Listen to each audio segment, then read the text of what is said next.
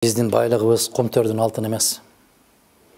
Биздин байлыгыбыз жердин астындагы темир же көмүр эмес. Биздин байлыгыбыз жердин үстүндөгү жүргөн эл. Биздин балдар, биздин неберелер. Алар кандай болот? Алар кандай адам болот? Кандай мамлекетте жашайт? Тилекке каршы бүгүн байлык десе эле алтын, анан мунай, көмүр, темир, бале, баттер бүт бар ошол. Ошондуктан жана сиздин берген сурооңузга элетте көп жүрөбүз, эмне айырмачылык бар дегенде, башта элетте эң кадыр барктуу адамдар мугалимдер болчу. Бүгүнкү күндө элетте эң кадыр барктуу кишилер базарда эки күркөсү бар. Базарда жумуш иштегендер.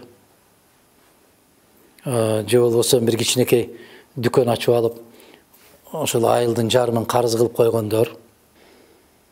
Тамак аш конок келип калса, коногуна бир кесе чай берет да. Мына эми салыштыргыла.